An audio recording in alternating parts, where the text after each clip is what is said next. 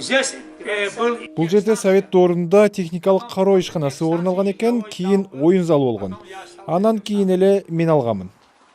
Махмуд Бабажанов Лейлек районунда Кыргыз-Тажик чегара тилкесинде орун алган Жаңжер айылында жашайт. Аялы Умринса Абдыкамалова менен бул үйгө көчүп киргенине 24 жыл болуптур.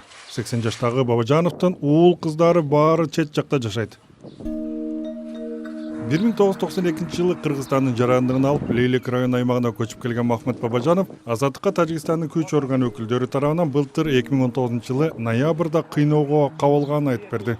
31 ноября светофортом я поехал к бабушке, у меня 107 лет. Былтыр 31 ноябрда мен өзүмдүн машинам менен азыркы Бустон, мурдагы Чкаловск шаарында апама кошунам экөөбүз жөнөп калдык. 106 жаштагы апам 2 коюн карай албай калдым, сени алып кет деп айткан эле. Биз чегарадан өткөндөн баштап эле артыбыздан чегарачы өзүнүн жеке машинасы менен биздин артыбыздан кууп келаткан экен. Мен аны байкаган эмесмин. Жолдо заправканын жанында майык кызматкери токтоткондо гана билдим. Артымдан келген чегарачылар мени уруп согуп, сүйрөп, өзлөрүнүн машинасына салганга аракет кылышты. Майык кызматкерлеринин арачылыгына карабастан алар машинага салып мени кайра Кыргыз-Тажик чегарасындагы бекетке алып келип, башыма мүшөк кийгизип ура баштады. Оозум мурдум канап, колу бутум канга боелуп чыкты. Буттарым көгөрүп кетти. Кайра мени машинага салып алып, амниятка, башкача айтканда улуттук коопсуздук боюнча мамлекеттик комитетинин бөлүмүнө алып келишти. Ал жерде имаратка кирбей сыртта отурдук.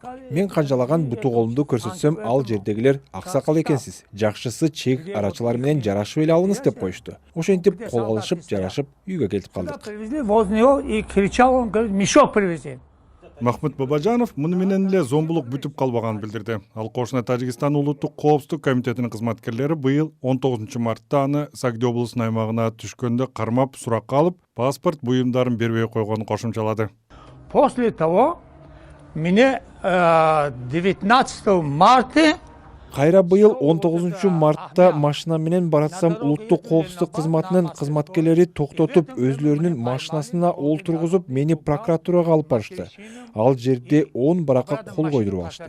Менин кан басымым көтөрүлүп кеткендиктен тексттерди окуй алган жокмун. Кийин мага айтышты, 308 берене боюнча айып тагылыптыр.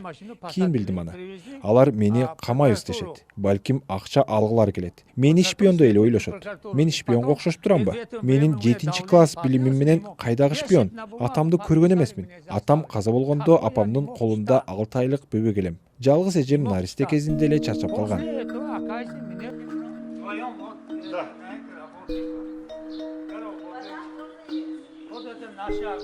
таджикский это забрал, Ахмед, КГБшник забрали.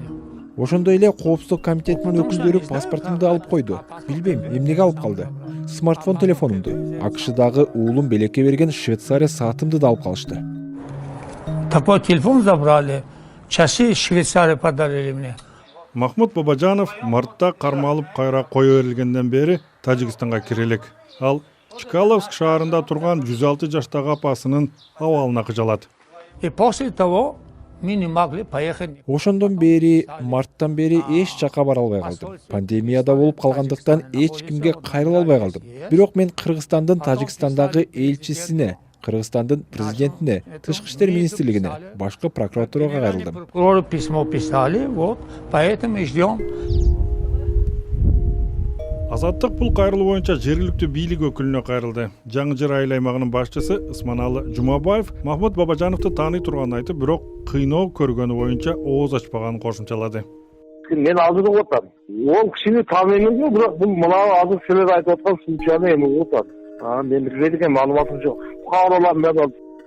Ушундай эле жоон жергиликтүү милиция да берди. Баткен облустук ички иштер башкармалыгынын пресс кызматынын инспектору Нурланбек Шайбек уулу Махмуд Бабажановдон арыз же кайрылуу катталбаганын маалым кылды. Баткен облусунун Лейлек районунун Жаңжыр айылынын тургуну Бабажанов Махмуд Лейлек райондук ички иштер бөлүмүнө жана аймактык милиция бөлүмчөсүнө эч кандай арыз доо менен кайрылган эмес. Буга чейин бир нече оор операциялар жасалган 80 жаштагы Махмуд Бабажанов документинин жоктугуна байланыштуу учурда Казакстанга зарыл дарыланууга бара албай турганын айтат. Удалили, препадная язва желудка была. После того аденомы были. В Душанбе, Иране Ашказан жарасын алып салышкан. Бул жерде аденома да бар эле табарсыкта. Аны да алдырган. Бир бөйрөгүм да алынган. Ал эми жүрөгүмдө кардиосимулятор турат. Мына мындай. 2018 жылы Астанада койдургам. Бул жерде атайын документи бар. Дарыгердин телефондору менен. Ушундай абалымды карап туруп эле кыйноо калышты. Мени 80 жаштагы адамды ушунчалык кылышты. Эгер жашыраак жигит болсо, уруп өлтүрүп эле коюшат булар. Мне 80 лет. Если они так делают, а молодого что убьют? Лейлек районуна караштуу Тажик-Кыргыз чегара тилкесинде орун алган Жаңжар айылынын 80 жаштагы тургуну Махмут Бабажанов аялы экөө гана турушат. Анын бир уулу АКШда, калган 6 уул кызы Орусияда жашап иштешет. Анын апасы Тажикстандын Чкаловск шаарында жалгыз турат. Аны убактынча кошунасы асырап жатат. Сабыр Абдымомунов, Азаттык, Баткен.